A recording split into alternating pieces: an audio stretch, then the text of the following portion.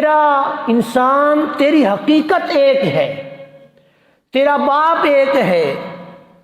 تیری ماں ایک ہے، نفس واحدہ سے تم سب انسانوں کو میں رب وحدہ لا شریک نے تخلیق فرمایا، پیدا فرمایا، تو تمہارے اندر یہ جو اونچا نیچا، چھوٹا بڑا، یہ تصور رب نے فرمایا کہ یہ تصور نہیں ہے، یہ ختم ہے۔ تم سب انسان ہو اور اولاد آدم ہو، اولاد آدم ہونے کے ناطے تم سب برابر ہو، کسی کو کسی پر فضیلت، کسی پر برتری، کسی پر کوئی جو ہے اولیت نہیں ہے، سوائے تقوی کے کہ جس انسان کے دل کے اندر خلوص اور تقوی، رب کی محبت اور معرفت زیادہ ہوگی، وہ تم میں سے زیادہ کامیاب اور کامران قرار پائے گا۔ اور دوسرے مقام پر اللہ وحدہ لا شریک نے انسان کو پھر متوجہ کیا اور فرمایا یا ایھا الناس انا خلقناکم من ذکر و انثی، بے شک اے لوگو اللہ تبارک و تعالی جل شانہ نے تمہیں ایک مرد اور ایک عورت سے پیدا کیا، یعنی آدم اور حوا سے پیدا کیا۔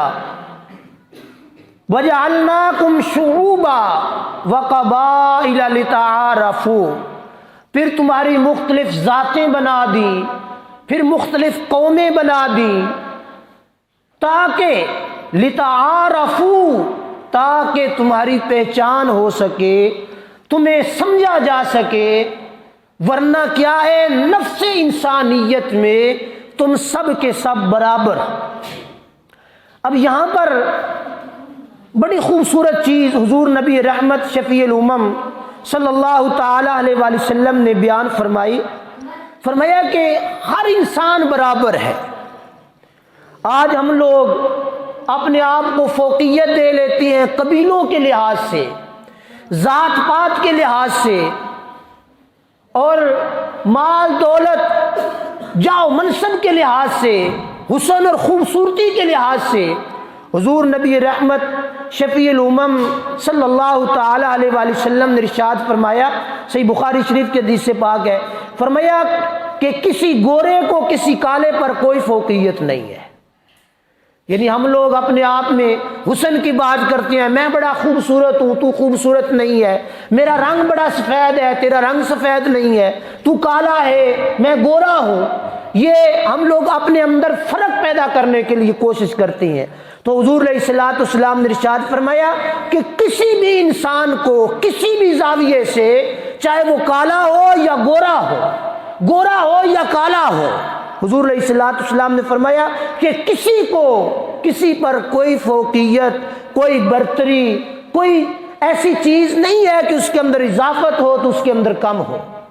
اور پھر دوسری چیز حضور علیہ الصلوۃ والسلام نے ارشاد فرمایا کسی عربی کو اجمی پر اور کسی اجمی کو عربی پر کوئی فضیلت نہیں ہے۔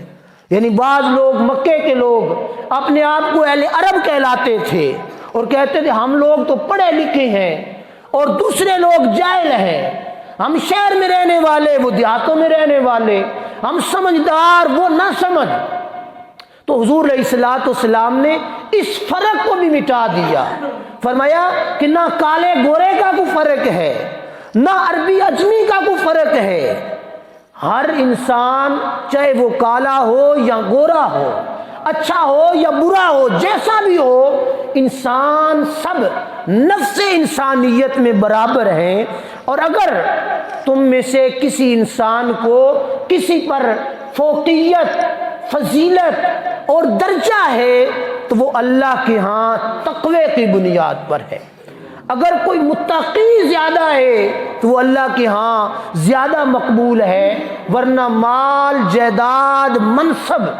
ذات پات، یہ چیز تم میں سے کسی کو کسی پر فضیلت نہیں دیتی، یہ سب کی سب رائگاں اور بیکار ہو جائیں گی۔ اور پھر امام غزالی رحمت اللہ تعالی علیہ نے بڑی خوبصورت بات فرمائی، فرماتے ہیں کہ جس آدمی کا نسب اچھا ہو وہ دوسرے نسب والوں کو حقیر جانتا ہے، اور بعض لوگ حسب و نسب کے ذریعے آپس میں ایک دوسرے پر تکبر کرتے ہیں، گویا کہ دوسرے لوگوں کو اپنی ملکیت سمجھتے ہیں اور ان کو اپنا غلام سمجھتے ہیں، وہ ان سے میل جول میل ملاپ بہت کم رکھتے ہیں کہ میں بڑی اونچی حیثیت کا مالک ہوں، یہ تو کمی ہے، یہ تو نیچے درجے کا مالک ہے، نیچی حیثیت کا مالک ہے، تو اس وجہ سے، اس لحاظ سے ان سے سلام دعا، ان سے رشتہ داری، ان کے ساتھ معاملات دنیا وہ کم رکھتے ہیں۔ تو امام غزالی رحمۃ اللہ تعالی علیہ فرماتے ہیں اور پھر ان سے نفرت کر بیٹھتے ہیں، اور ان کا نتیجہ ان کی زبان پر آتا ہے، وہ تکبر کرتے ہوئے دوسروں کو گھٹیا اور اپنے آپ کو بڑا تصور کرتے ہیں۔